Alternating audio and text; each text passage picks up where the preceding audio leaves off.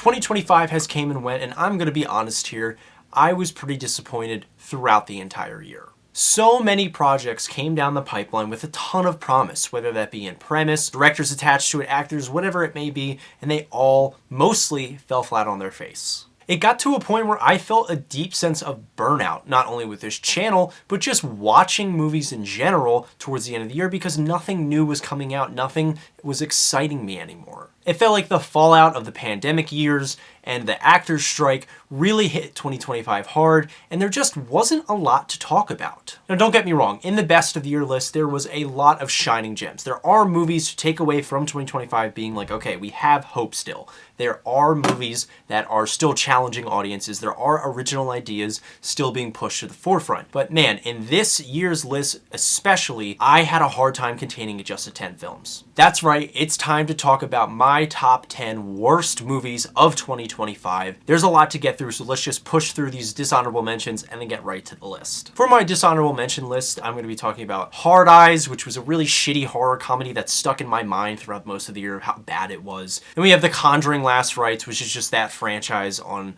its last breath, really. Clown in a Cornfield, this was a bad adaptation of really just whatever movie. We have The Housemaid, which had entertaining moments, but never really matched Paul Feig's heights of something like A Simple Favor in terms of trashy fun. We have Jurassic World Rebirth, which is another tired legacy sequel. Opus, which was really showing us the tired formula of the cult horror film at its worst. The Running Man, which is Edgar Wright really failing to meet expectations, and Wicked for Good, a sequel that somehow bored me even more than the first Wicked film. So with those out of the way, let's talk about my actual top 10 list. The worst of the worst, the most disappointing of the disappointing. These are the 10 movies that frustrated me the most that I saw in 2025.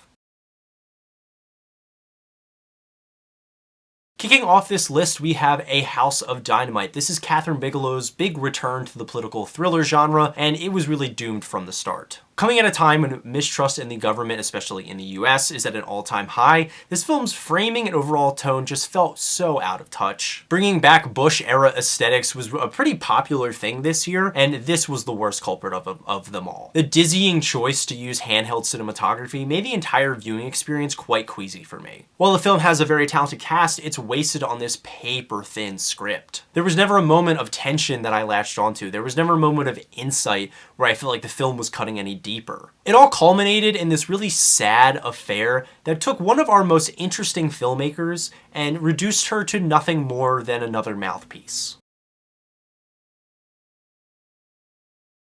Coming up next is Until Dawn. This was a strange choice for a movie adaptation as it was a choose-your-own-adventure video game, and the atmosphere and lore that made that game pretty entertaining is completely lost here. Until Dawn is just another by-the-books, bottom-of-the-barrel studio horror nonsense. It's the same product we've been force-fed over and over again, just with a new sticker attached to it.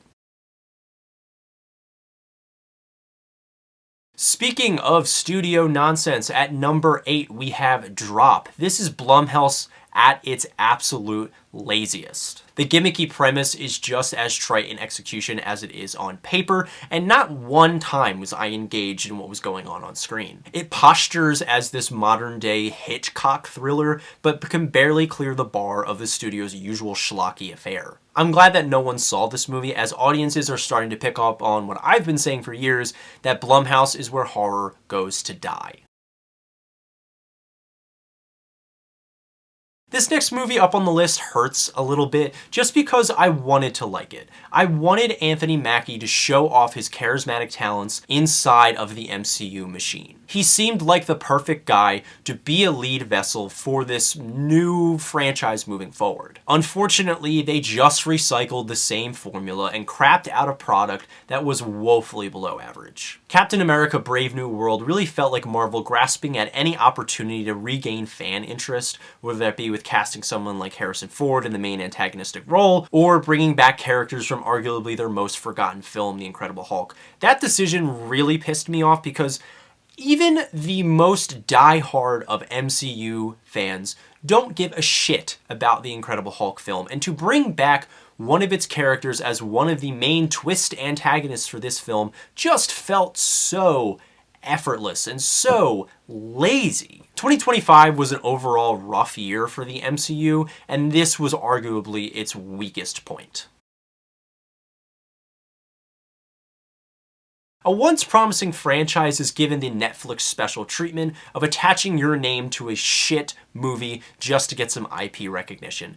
Fear Street Prom Queen was doomed to fail from the start. This is a below average slasher that just slapdashed the name Fear Street on it to get some eyeballs on this movie. And even then, I think it bombed. I don't remember the exact number that was given of the amount of people that watched this film, but it was significantly less than the last three, and it's very obvious as to why. Say what you will about the original Fear Street trilogy, at least those films had a vision. At least they were trying to accomplish a certain goal. This is just another mindless, tacky slasher movie that had no business being a part of the same franchise. It's just another example of why Netflix will never be treated seriously as a movie studio, because they keep churning out garbage like this and telling you it's a quality product.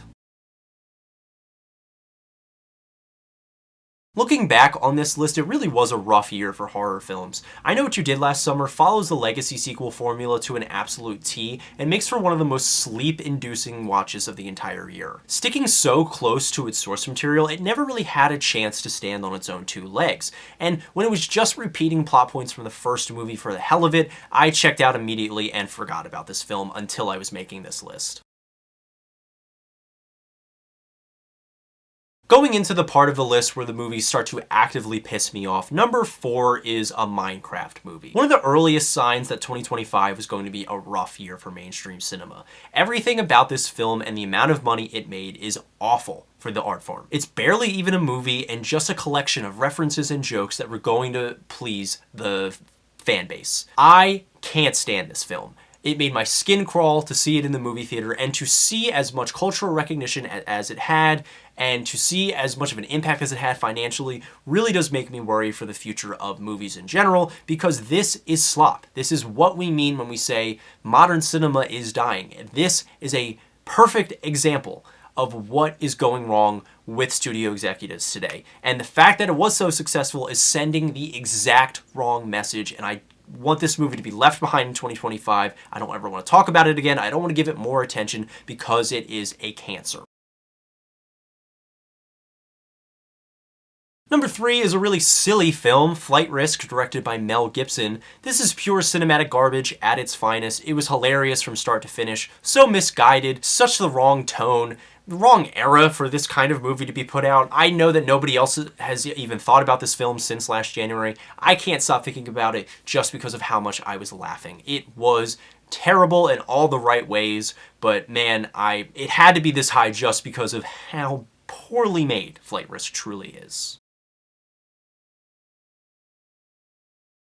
Our runner-up for this year is Amazon Prime's War of the Worlds. This is a movie that needs to be seen to be believed. I almost regret placing it this high because I loved every second while I was watching it. It is hilarious. Please put this on with friends. You'll have a wonderful time. It is you will burst out laughing the entire time. And that is not because of any merit of the film. In fact, it is the exact opposite. This is maybe the most poorly made movie I've ever seen in my life. Barely putting enough real footage together to really warrant a feature-length film. This movie is shocking. I'm fully convinced that a 3-year-old with only access to iMovie and a couple of stock footage clips could make a better narrative than this major release did. And Ice Cube. I mean, come on, how can you not talk about the absolute tour de force performance that Ice Cube gives in this movie? He should have won every single award. Despite War of the Worlds being literally one of the worst films I've ever seen in my life, there was one movie that pissed me off even more. There was one movie that was even lazier, even more trite, even more soulless than War of the Worlds. Tron Ares takes my number 1 spot for the worst movie of 2025, and I really even have to get into why this film made this list. It embodied everything that went wrong in the world of film in 2025. It was lazy. It was incompetently put together. It was incredibly misguided. It was studio trash. It was a legacy sequel. It involved actors that no one has cared about in 20 plus years. This movie should be a turning point for most studio executives. People should look at this film and say, okay, we have to start putting out a better product. We have to start putting more effort forward because people aren't going to care when our movies are this bad. You deserve better, I deserve better, the goddamn Tron franchise deserves better. I'm not even that into either of the other Tron movies. They're not for me specifically, but they're not that bad. There's still effort put forth. Tron Legacy is one of the best looking films from a VFX standpoint that I've ever seen.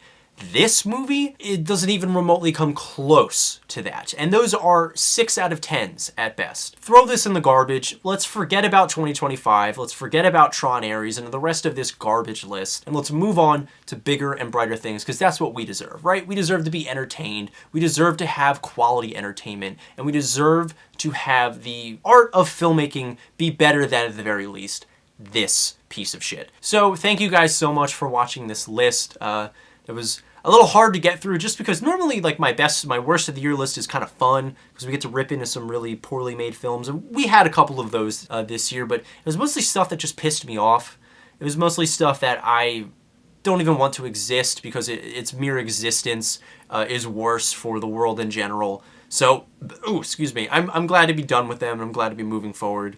Check out my best of the year list with Cam. That'll be coming out very shortly, and then we have Wuthering Heights, a couple other new releases, 2026 to look forward to. It already is shaping up to be a better year in film than 2025. But let me know your guys' lists. What was the worst of the worst you saw this year? Did you disagree with any of my picks? Please let me know in the comments down below. I'd love to get a discussion going. And subscribe and like if you're new here, and I will see you with the next video. Thank you guys so much.